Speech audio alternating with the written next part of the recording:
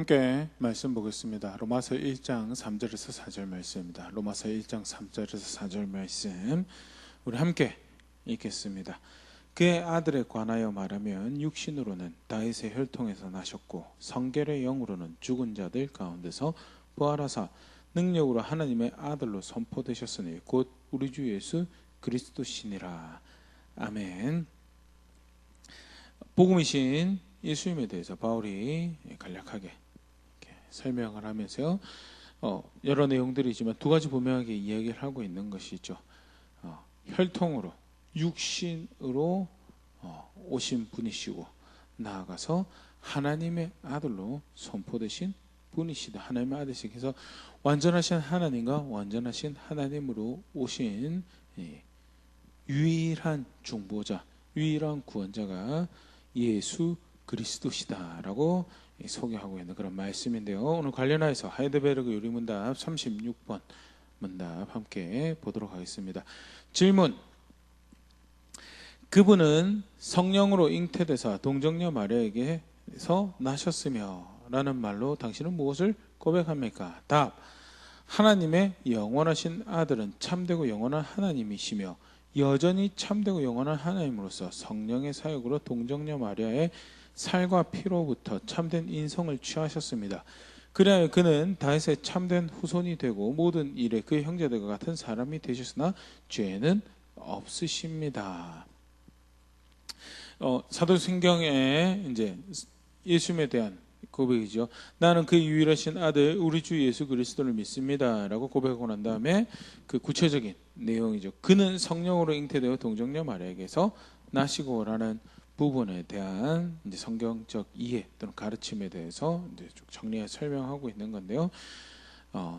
동정녀 마리아에게 나셨다라는 고백이 의미하는 바가 뭔가, 그것을 고백함으로써 고백하게 되는 신앙은 무엇인가라는 부분에서 같이 좀 생각을 해보려고 그러고요. 더불어서 이것이 수백 년에 이르도록 굉장히 중요한 신앙의 고백으로 여겨지는 그 이유에 대해서도 조금 같이 생각을 해보려고 합니다. 먼저는 오늘 우리 요절 말씀에서도 본 것처럼요, 예수님께서 구원자가 되시고 중보자가 되신다고 할 때 성경은 그가 독특한 정체성을 가지고 있습니다. 설명하는데요, 그 이제 쉽게 두 본성이라고 그렇게 이야기를 하죠. 먼저는 왜 예수님께서 그런 두 본성을 가지게 되셨는가라는 부분에서 그런 중보자가 필요했던 우리의 상태가 이제 설명이 되어지죠. 하나님 앞에서 범죄하여서 하나님 대적하여서 관계를 망가뜨린 범죄자였고 그 죄에 대한 책임으로 영원한 죽음을 향하는 것이 이 사람의 본래 모습이었는데, 그 일을 해결하고 그 가운데 깨어지던 관계를 화해하는 그런 일을 한 중보자가 필요했고, 예수님이 바로 그 중보자가 되신다는 것. 디모데전서 2장 5절 하나님은 한 분이시오 또 하나님과 사람 사이의 중보자도 한 분이시니 곧 사람이신 그리스도 예수라 할 유일한 중보자이신 예수님인데, 중보자가 왜 하나님과 사람 사이의 문제에서 그 두 본성을 가진 하나님이신 완전한 하나님이신 완전한 사람이신 중보자가 필요했는가? 첫 번째, 완전한 하나님이셔야 했던 이유는 사람이 지은 죄에 대해서 그것을 감당하기 위해서는 하나님이 아니고서는 안 되더라라는 거예요. 사람의 목숨을 대신하는 이 가치라는 것이 굉장히 큰 일이었고, 그것은 성경에서 그렇게 시편에서 우리가 살펴봤었는데 앞전에서도요, 사람의 만들어진 것으로 이 대가를 지불할 수 없는 그런 일이었고, 더더욱이나 죄인이 죄인을 대신한다는 것도 있을 수가 없는 것이었고요. 하나님이 아니시면 불가능한 측면에서 이 완전한 하나님이신 중보자가 우리에게 필요했죠. 로마서 8장 3절 4절 율법이 육신으로 말미암아 연약하여 할 수 없는 그것을 하나님은 하시나니 곧 죄로 말미암아 자기 아들을 죄 있는 육신의 모양으로 보내 육신의 죄를 정하사 육신을 따르지 않고 그 영을 따라 행하는 우리에게 율법의 요구가 이루어지게 하려 하심이니라. 육신은 연약해서 사람으로는 할 수 없는 일이었고, 그래서 하나님께서 하나님의 아들을 보내셔서 그 문제를 해결하셨다는, 하나님만이 하실 수 있는 이 문제, 이 사람의 죄라는 것이죠. 사람이 하나님을 창조주를 대적하여서 거역하고 대적하는 그런 삶을 살고 그 책임으로 죽음에 해당한다는 이 저주받은 이 상태, 이 문제를 해결하기 위해서는 하나님, 완전하신 하나님이란 중보자가 필요했고요. 나아가서 하나님의 질서에 따라서요, 사람이 중보자가 필요했죠. 히브리서 5장 1절, 대제사장마다 사람 가운데 택한 자이므로 하나님께 속한 일에 사람을 위하여 예물과 속죄하는 제사를 드리게 하나니, 사람을 대신하여 대제사장으로 하나님과 사람 앞에 설 존재는 사람이어야 한다라는 것이, 사람으로 하나님께서 그 가운데 서게 하셨다라는 것이 처음 하나님께서 하나님 백성 조성하실 때부터 가르쳐 오셨던 바고, 그래서 사람을 대신하여 하나님 앞에 설 자는 사람이어야 된다라는 것. 그래서 완전한 사람인 중보자가 또 완전 하나님에서 완전 사람 중보자가 필요했다라는 정황 볼 수 있고요. 디도서 2장 14절, 그가 우리를 대신하여 자신을 주시면 모든 불법에서 우리를 속량하시고 우리를 깨끗하게 하사 선한 일을 열심히 하는 자기 백성이 되게 하려 하심이라는 셈. 죄책을 지고 대신하여 죽을 사람을 대신하는 것은 사람이어야 된다는 거죠. 그게 하나님의 정의고 하나님 질서였죠. 그래서 완전한 사람인 중보자가 필요했던 정황을 사실 이제 앞전에 우리 살펴봤기 때문에 간략하게 살펴보는데, 그런 중보자가 필요했다라는 것이 성경에서 가르치는 바고요. 예수님은 그 중보자가 되게 완전한 존재로 이 땅에 오셨죠. 먼저는 성경에서 그가 완전하신 하나님으로 소개되지 가르치고 있죠. 요한복음 10장 30절, 나와 아버지는 하나이니라 하신대. 동시대 유대인들하고 대화를 나누던 중에 분명하게 증언하시오. 나는 아버지이신 하나님과 하나인 하나님이다라고 가르치고, 예수님이 따르던 제자들에 의해서도 그렇게 증언되지. 요한복음 20장 28절, 도마가 대답하여 이르되 나의 주님이시오 나의 하나님이시니이다. 부활하신 예수님 마주하고 난 다음에 이분이 하나님이시구나라는 것을 도마를 통해서 이렇게 확인이 되어지고 있고요. 마태복음 14장 33절, 배에 있는 사람들이 예수께 절하며 이르되 진실로 하나님의 아들이로소이다 하더라. 예수께서 행하시는 이적을 보고 난 다음에 사람들이 반응이죠. 진정 하나님이시구나라는 반응을 하는 것이 동시대에서 확인이 되어진 예수님의 모습. 예수님은 그렇게 분명하게 완전하신 하나님으로 오신 분이셨다라는 것. 두 번째 또 보면요, 완전한 하나님이실 뿐만 아니라 완전한 사람으로 오셨다는 것이 성경에서 가르치고 있는 예수님의 모습이죠. 완전한 사람으로서 예수님의 모습을 보여주는 몇 가지 정황을 보면요, 먼저는 출생을 하셨다는 거예요. 출생한 장소가 소개되어 있죠. 마태복음 2장 1절, 헤로드 왕 때 예수께서 유대 베들레헴에서 나심에 동방으로부터 박사들이 예루살렘에 이르러 말하되 하면서 유대 베들레헴이라는 출생 장소가 분명히 소개되어 있고요. 마태복음 2장 23절, 나사렛이라는 동네에 가서 사니 이는 선지자로 하신 말씀에 나사렛 사람이라 칭하리라 하심을 이루려 하심이라.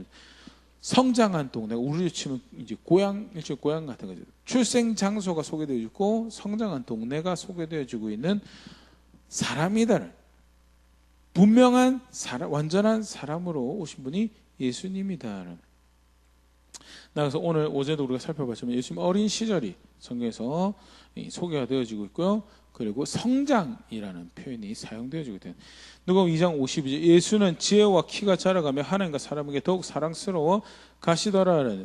성경에서 하나님은 성장이라는 것이 없죠. 영원하신 분으로 소개돼서 과거에도 갈수록 하나님 되심이 커져가는 게 아니고, 과거에도 완전하고 분명한 하나님이시고 현재에도 완전하고 분명한 하나님이시고 미래에도 완전하고 분명한 하나님, 영원하신 분으로 소개되어지는 성경의 하나님이시고, 그런데 성장이라는 것으로, 어린 시절이고 성장이라는 것으로 소개가 되어지고 있는 것이 예수님, 그만큼 예수님은 완전한 사람이었다는 것. 또 육신을 가지신 완전한 사람이셨다는 것을 볼 수 있는 정황이요, 육신의 연약함이, 예수님 가지신 육신의 연약함이 소개가 되어지는 대목이 몇 군데 있습니다. 마태복음 4장 2절, 40일을 밤낮으로 금식하신 후에 줄이신지라.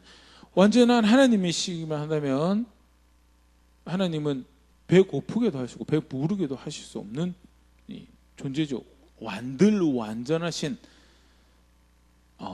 여호와로 스스로 계시는 분으로 하나님이 신체로 계신 분이 하나님이 줄이다라는 결핍이라는 것이 없는 분이신데 육신을 가지고 계신 완전한 육신을 가지고 그 독특함을 가지고 계신 분이라서 줄임을 경험하셨던 것이 성경에 소개되어 있습니다. 요한복음 4장 6절 거기 또 야곱의 우물이 있더라. 예수께서 길 가시다가 피곤하여 우물 곁에 그대로 앉으시니 때가 6시쯤 되었더라.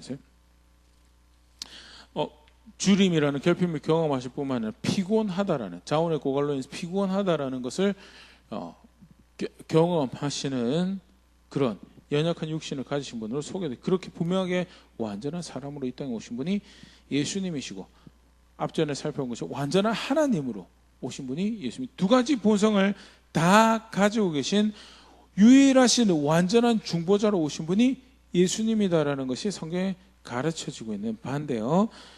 이를 단적인 사건으로 단 하나의 고백으로 정말 잘 담고 있는 사건 또는 표현이 동정녀 마리아에게 나셨다는 동정녀 탄생이라는 거죠. 동정녀 탄생 우리가 최근에도 살펴봤지만요. 분명하게 가르치고 있는 것이 사람의 후손으로 나신 것이 아니고 성령으로 잉태되었다는 누가복음 1장 35절 천사가 대답하여 이르되 성령이 내게 임하시고 지극히 높으신 이의 능력이 너를 덮으시니 이름으로 나실 바 거룩한 이는 하나님의 아들이라 일컬어지리라. 비록 여성의 몸을 통해서 탄생하시지만 성령의 능력으로 성령께서 내게 임하셔서 그 일이 벌어진 것 지극히 높으신 하나님의 능력으로 나시는 분이 있어요. 단순한 사람이 아니라 하나님이라고 불려주시는 하나님의 아들이라고 불려주시는 분이 탄생할 그게 동성녀 탄생이라는 고백에서 예수님을 설명하고 있는 분. 동정녀가 어떻게 남자를 알지 못한 여성이 물론 약혼을 했다면 남자가 동침하자 남자를 알지 못한 여성이 어떻게 아들을 낳으리오라고 마리아가 이야기를 할 때 하나님이 하실 거고 그래서 하나님의 아들이 나시는 거다라는 거예요. 동정녀 탄생이 가지는 의미죠. 더불어서 또 육신의 어머니를 가지고 있다는 측면에서 마태복음 1장 23절 보라 처녀가 잉태해 아들을 낳을 것이요 그의 이름을 임마누엘이라 하리라 하셨으니 이를 번역한 자 하나님이 우리와 함께 계시다 함이라. 분명하게 육신의 어머니가 존재하고 있어요. 그렇기 때문에 이 사람의 후손으로 태어난 거죠. 성령의 능력으로 태어났기 때문에 완전한 사람의 후손이라고 할 수 없는 하나님의 아들로 태어나셨지만 더불어서 육신의 어머니가 계신 사람의 후손으로 사람으로 태어나셨어요. 그래서 동정녀 탄생이라고 예수님 동정녀 마리아에게서 나셨다라고 고백할 때는 그것은 그가 완전한 하나님이시고 동시에 완전한 사람임을 고백하는 신앙 고백의 표현이다라는. 그래서 수백 년 동안 그 가치를 그 진리를 고백하는 고백문으로 신앙을 상기되어지고 그것이 가르쳐 성경에서 확인되어지는 예수님에 대한 이해다라는 것에 대해서. 더불어서 동정녀 탄생이 또 하나 지목하고 있는 것은요, 사람의 어머니죠. 하지만 하나님의 능력으로 태어나셨죠.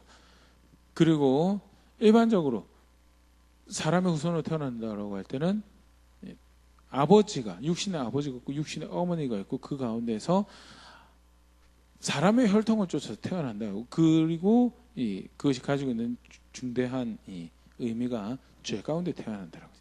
아담의 후손으로 죄 가운데 태어난다는 것이 육신의 아버지, 육신의 어머니가 있어서 그 혈통으로 태어난다는 건데, 그런데 그런 물론 육신의 어머니가 계시지만 육신의 아버지가 아닌 성령으로 잉태해서 태어나신 거였고, 그러면 혈통으로 계보로는 쫓아날지 모르지만 하나님의 방법으로 특별한 방법으로 태어나서 그 혈통으로 해도 완전하신 아담의 후손으로 한쪽 측면에서 완전하신 아담의 후손, 한쪽 측면에서는 단절된 아담의 후손으로 오신 분이 예수님이고 그것이 의미하는 바가 죄가 없다라는 거죠. 고린도서 5장 21절 하나님이 죄를 알지도 못하신 이를 우리를 대신해 죄로 삼으신 것은 우리로 하여금 그 안에서 하나님의 의가 되게 하려 하심이라라.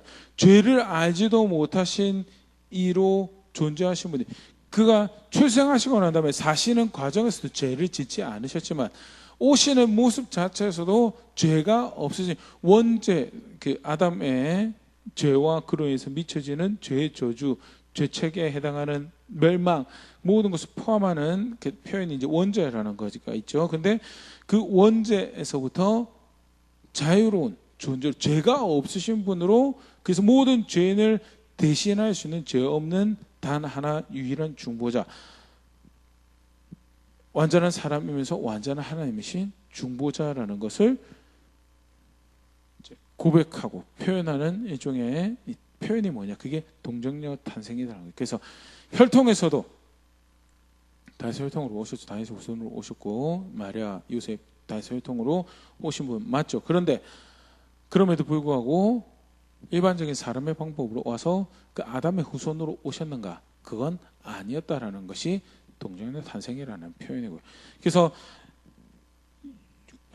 그의 유일하신 아들 우리 주 예수 그리스도를 믿습니다라고 이야기하고 그는 성령으로 잉태되어 동정녀 마리아에게 나신 분이십니다라는 고백을 할 때 그 고백이 가지는 의미는요, 완전한 하나님을 오셨고 완전한 사람으로 오셔서 우리 중보자가 되시는데 그는 죄에서부터 자유로운 분으로서 우리의 중보자가 되신 분이십니다라는 것을 고백하는 거죠.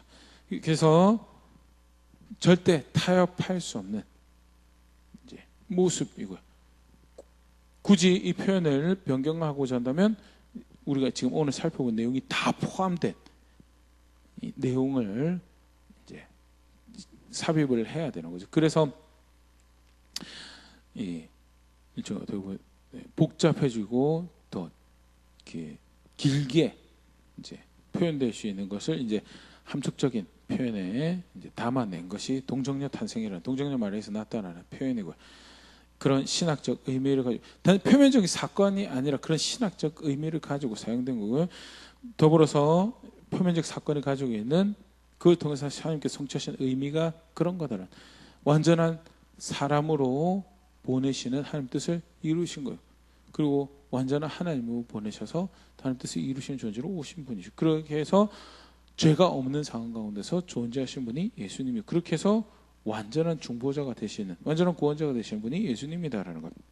조금 더 이 동정녀 탄생이 가지는 의미에 대해서 살펴보면요, 동정녀 탄생은 무엇보다 분명하게 말씀대로 구원하시는 신실한 하나님이신 것을 이제 보여주는 표현이죠. 여자의 후손이라는 것이 생각지도 못한 여자의 후손이라는 것이 존재를 하게 됐어요. 하나님의 방법으로. 원시복음에서 하나님께서 약속하시는 창세기 3장 15절 내가 너로 여자와 원수가 되게 하고 너의 후손도 여자의 후손과 원수가 되게 하려니 여자의 후손은 너의 머리를 상하게 할 것이요 너는 그의 발꿈치를 상하게 할 것이니라 하시고, 여자의 후손으로 오신 이가 뱀의 머리를 깨뜨리고 구원자가 될 것에 대해서 그렇게 구원을 베푸실 것에 대해 약속을 하셨는데, 하나님의 유일한 아들 구원자로 오셨음을 믿습니다라고 하는데 그가 동정녀 마리아에게 나셨다는 고백을 하는 것은요, 바로 이분이 그 하나님께서 그 옛날에 약속하셨던 그 여자의 후손이 뭐야? 하나님은 그렇게 나에게 구원을 베푸셨음을 내가 믿습니다라는 고백을 담고 있는 거다. 더불어서 동정녀 마리아에게 나셔서 완전 사람으로 오셨다라는 것은 요셉의 혈통이고 마리아의 혈통인 다윗의 후손으로 오셨다라는 것을 의미하는 바고요. 이사야 11장 10절 그날에 이새의 뿌리에서 한 싹이 나서 만민의 기치로 설 것이요 열방이 그에게로 돌아오리니 그가 거한 곳이 영화로. 이새의 뿌리에서 한 싹이 나서 만민의 기치로 삼으시고 열방이 그를 통하여 돌아오게 되는 일이, 구원을 받게 되는 일이 있을 것이다라고 약속을 주셨죠. 근데 그 다윗의 후손을 통해 구원을 베푸시기도 하신 하나님의 계획이 사람의 후손으로 오신 예수님을 통해서 그렇게 이루어졌다는 것을 한 문장 안에서 함축적으로 잘 보여주고 있는 편이 동정녀 탄생이다라는. 마지막으로 보면요, 이사야 7장 14절 그러므로 주께서 친히 징조를 너에게 주실 것이라. 보라, 처녀가 잉태한 아들을 낳을 것이요 그 이름은 임마누엘이라 하리라. 직접적 사건에 대한 예언이죠. 그런데 더불어서 하나님께서 백성을 돌보시는 분이신 것을 나타내시는 표징이 그러한 것이었고, 이 말씀이 이대로 성취되었다는 것은 말씀하신 대로 하나님의 백성 돌보시는 신실하신 하나님이시다라는 것을 잘 보여주는 거예요. 예수님께서 그렇게 동정녀로 통해서 우리에게 오셨다는 것을 고백하는 것은 다름 아닌 말씀하신 대로 구원하시는 하나님을 내가 믿습니다라는 것을 고백하는, 그의 말씀이 참되심을 내가 믿습니다라는 것을 고백하는 거고요. 그래서 어떻게 보면 동정녀 탄생이라는 것은 사실 흔히 말하는 과학적 사고, 이성적 사고, 논리적 사고에서 관찰도 불가능했고 경험도 불가능한 독특한 사건이죠. 그래서 이 사건의 진위성에 대해서 의구심을 표하고요. 비유나 신화로 취급하려고 하는 시도가 반복해서 계속 있었죠. 그럼에도 불구하고 절대 타협할 수 없는 이 사건이 하나님께서 행하신 역사적 사건이고 우리는 그렇게 믿고 있습니다는 고백해야 되는 당위성 이유는 하나님 말씀에서 그렇게 가르쳤고요. 그것이 담고 있는 의미가 뭐냐, 그것을 부정할 수 없는 의미가 분명히 있다라는 것. 그렇게 완전한 하나님과 완전한 사람으로 오신 죄 없으신 중보자가 필요한 우리였고, 하나님은 실제로 말씀하신 대로 그것을 그렇게 성취하셔서 우리의 구원이 되셨다라는 것을 고백하고 있고요. 예수 그리스도 그렇게 유일한 중보자가 되시고 구원자가 되심을 고백하는 독특한 표현이 뭐냐, 동정녀 마리아에게서 나셨다라는 표현이다라는 것. 간략하게 말씀 같이 살펴봤었는데요. 절대 마리아를 앞에 살펴봤죠. 마리아를 숭배하고 마리아를 높이기 위한 표현이 아니고요.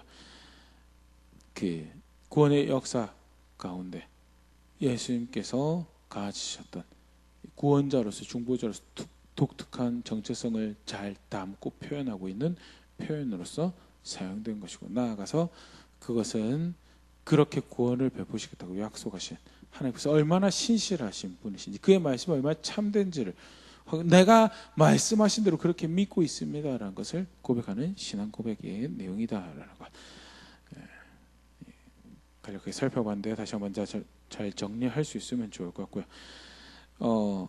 말씀대로 하나님 말씀을 믿고 고백한다는 것이 반복적으로 계속 도전되어 왔지만요, 갈수록 그것이 어렵게 느껴지고 힘겹게 느껴지고 부정당하는 그런 시대 가운데 사는데요, 하나님 말씀은 그런 거 앞에서 부끄러운 것을 여기고 비이성적인 것을, 비논리적인 것을 여기서 감춰야 될 것이 아니고요, 그러한 세대들 가운데, 그러한 시대들 가운데 더 필요한 구원의 말씀이고, 그러기에 그 말씀하신 그대로 알고 그대로 이해하고 그대로 고백하는 것이 굉장히 중요한 신앙의 모습인 것, 함께 기억할 수 있으면 좋을 것 같고요.